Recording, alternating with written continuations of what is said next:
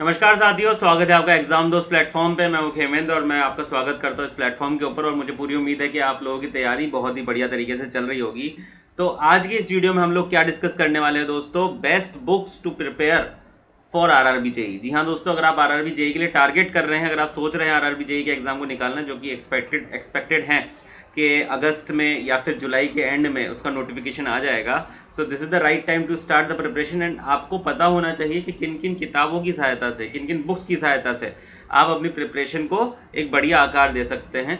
तो चलिए स्टार्ट करते हैं आज की इस वीडियो को, और उम्मीद करूंगा ये वीडियो आप लोगों के लिए बहुत ज़्यादा लाभदायक साबित होगा। तो सबसे पहले स्टार्ट करते हैं सीबीटी 1 के बारे में। सीबीटी 1 देखो यार, क्वालिफाइंग एग्जामिनेशन है, हम लोग बहुत अच्छे से जानते हैं। और अगर इसका मैं पैटर्न देखूं कि किस तरीके का इसका पैटर्न रहता है, उसको एक बार ध्यान से समझते हैं।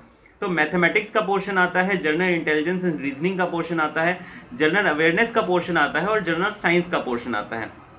अगर मैं इसको ध्यान से देखूं तो जितना परसेंटेज है उतने ही क्वेश्चन है। तो 30 क्वेश्चन यहाँ पर आपको मैथमेटिक्स के मिल जाएंगे। उसके बाद अगर बात करें तो जनरल साइंस के 30 क्वेश्चन मिल जाएंगे। उसके बाद 15 परसेंटेज या फिर 15 क्वेश्चन आपको इसके मिल जाएंगे इंटेलिजेंस एंड रीजनिंग के। और यहाँ पे जनरल अवेयरनेस के भी कुछ क्वेश्चन है हमारे, सॉरी, जनरल रीजनिंग के आपको 25% क्वेश्चन है और अवेयरनेस के 15% क्वेश्चन है। तो जितने परसेंटेज है उतना ही क्वेश्चन यहाँ पर है। सबसे पहली बात तो ये हमको समझ में आ गई।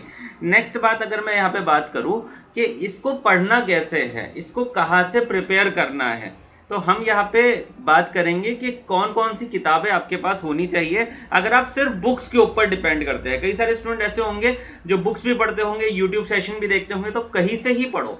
तो मेरा ऑब्जेक्टिव ये नहीं है कि यहाँ से पढ़ो, कहीं से ही पढ़ो, लेकिन पढ़ो। तो अगर मैं किताबों के ऊपर बात करूं तो मैथमेटिक्स के ऊपर बात करते हैं दोस्तों। सबसे पहले 30 नंबर का आपका मैथमेटिक्स का पोर्शन रहेगा।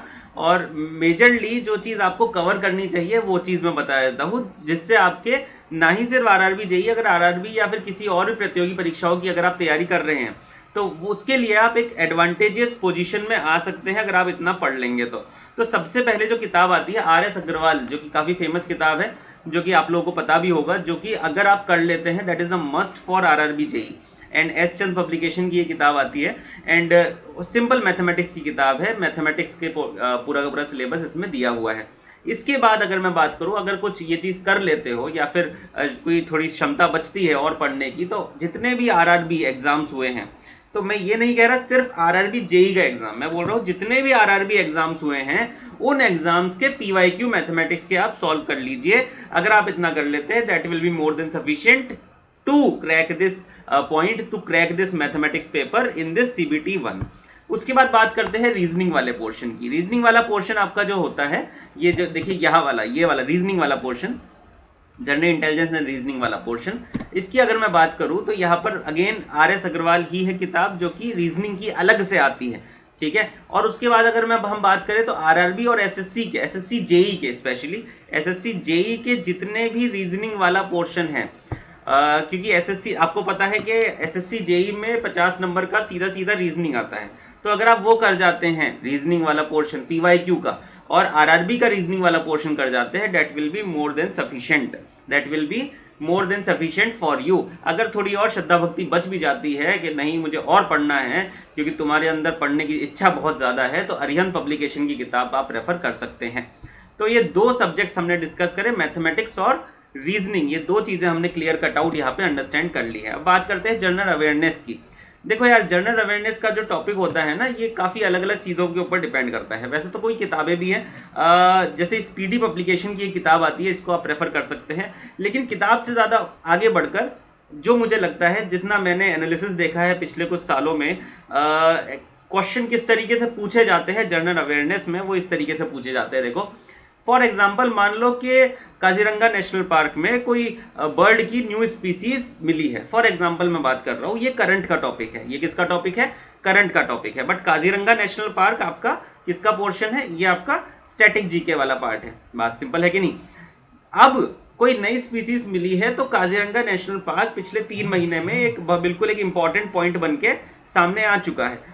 अब एग्जाम में क्वेश्चन आने की संभावना कैसी रहती है कि भैया काजीरंगा नेशनल पार्क में कौन सा जानवर पाया जाता है, it is famous for which animal. तो वन हॉर्न राइनोसोरस इसका एक सटीक एग्जाम्पल हो गया है।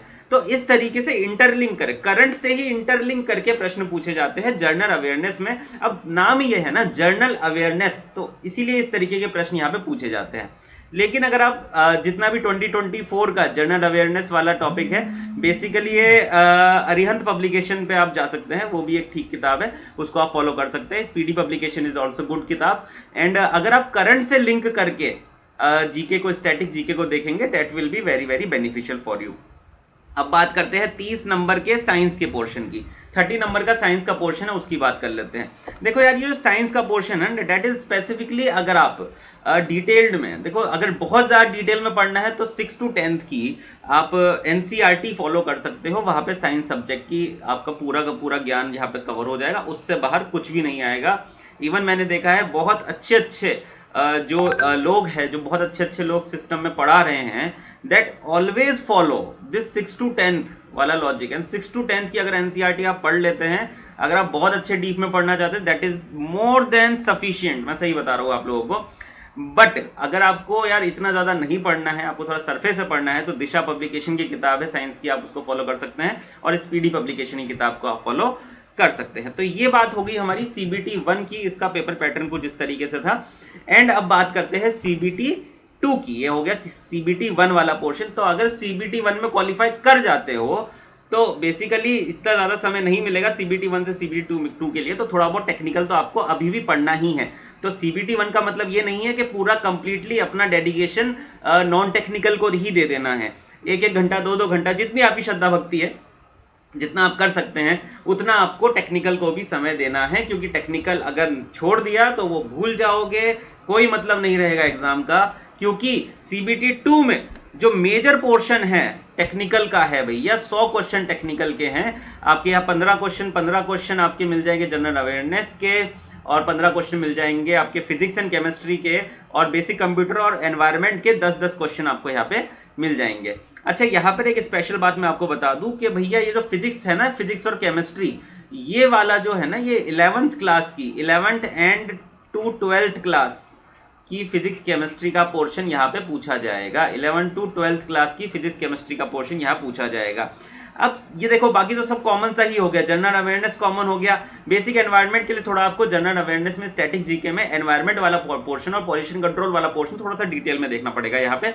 बेसिक कंप्यूटर एप्लीकेशन में प्रश्न बहुत ही आसान से आते हैं। अगर आप किसी भी जनरली भी कहीं से आप प्रिपरेशन करना चाहते हैं, या बीटेक या डिप्लोमा भी आपने पढ़ा ही होगा बेसिकली, तो वो वहां से कवर हो जाएगा। अब बात करते हैं मेन मुद्दे की कि टेक्निकल का क्या करें सर। टेक्निकल में बड़ी समस्या आती है, मशीन पावर सिस्टम, जो सिविल वाले हैं, इरिगेशन, अलग BMC, अलग अलग तरीके के सब्जेक्ट्स है, तो इनको कहाँ से करें। तो देखो, मैं ये नहीं कह रहा कि भैया हमारे प्लेटफॉर्म से पढ़ो, तुम कहीं से भी पढ़ो, पर पढ़ो, वो इंपॉर्टेंट है। क्योंकि हमारे प्लेटफॉर्म में तो आपको इलेक्ट्रॉनिक्स और इलेक्ट्रिकल मिल जाएगा, सिविल नहीं मिलेगा, मैकेनिकल नहीं मिलेगा, तो कहीं से भी पढ़ो, ठीक है, कहीं से भी पढ़ो, जहां से तुम्हारी इच्छा वहां से पढ़ो। But the important thing is, इन चीजों को ध्यान में रखो जो मैं अब चीजें बता रहा हूं। कौन कौन सी चीजें हैं सर? वो जितना भी RRB JEE हुआ है, चाहे तुम किसी भी ब्रांच के हो, इलेक्ट्रिकल के हो, मैकेनिकल के हो, सिविल के हो, या किसी भी ब्रांच के हो, जितना भी PYQ आपके पास अचीव हो सकता है, जितना भी PYQ आपको मिल सकता है, आप उस PYQ को प्रैक्टिस करेंगे। That is must, that is most important for you. अगर आपने ये कर लिया तो आपका काम आधे से ज्यादा हो जाएगा, आधे से ज्यादा हो जाएगा। आप कोशिश कर सकते हो कि यार 100 में से मैं ठीक ठाक स्कोर अचीव कर सकता हूं।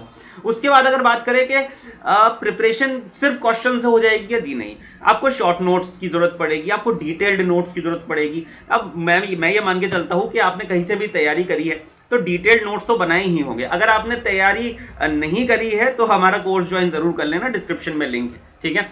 तो अगर आपने तैयारी करी है तो डिटेल्ड नोट्स तो आपके पास होंगे ही होंगे। जो भी आपके टीचर ने, कोई भी आपका वक्ता हो, कोई भी टीचर हो, उसने बहुत मेहनत से आपको लिखवाए होंगे, वो आपने लिखे होंगे, वो आपके डिटेल्ड नोट्स है। अब उसको वापस से पढ़ के आप एक शॉर्ट उसका एक्सट्रैक्ट निकाल रहे हो, वो आ गया आपका शॉर्ट नोट्स। उसके बाद में इनको रिवाइज करके आप लोगों को देनी है टेस्ट सीरीज। जी हाँ दोस्तों, टेस्ट सीरीज का महत्व बहुत ज्यादा हो जाता है इस तरीके के एग्जामिनेशन में, क्योंकि इस एग्जाम में स्पीड एक बहुत ही क्रूशियल रोल प्ले करता है। क्योंकि जैसा भी आप जानते हैं, the number of candidates in this examination is very very high, therefore एक एक मार्क्स मैटर करता है, एक एक मार्क्स के लिए लड़ाई है। और उस लड़ाई को आप तभी जीत सकते हो तब आप प्रैक्टिस में होंगे। अगर आप प्रैक्टिस में होंगे, टेस्ट सीरीज के प्रैक्टिस में होंगे, तो ज्यादा से ज्यादा आप बेहतर अंक ला सकते हैं अंतिम एग्जामिनेशन के लिए।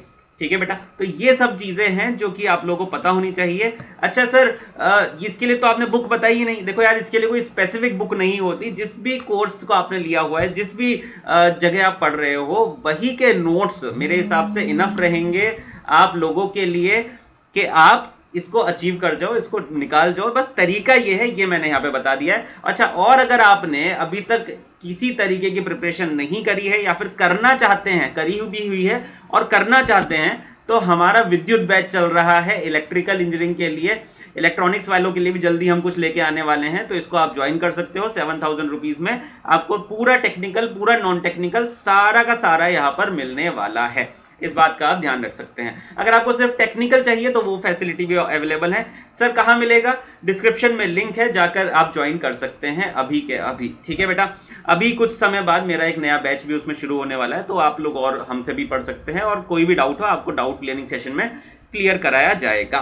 तो thank you so much for being part of this entire video. I hope that it makes sense to you and आप लोगों को कुछ आइडिया लगा होगा अबाउट दिस एग्जामिनेशन, कैसे प्रिपरेशन करनी है, कैसे आगे बढ़ना है और किस तरीके से अपनी जर्नी को, प्रिपरेशन जर्नी को आगे बढ़ाना है। मैं मिलता हूं आपसे अगले वीडियो में, तब तक के लिए अपना ध्यान रखिए। धन्यवाद।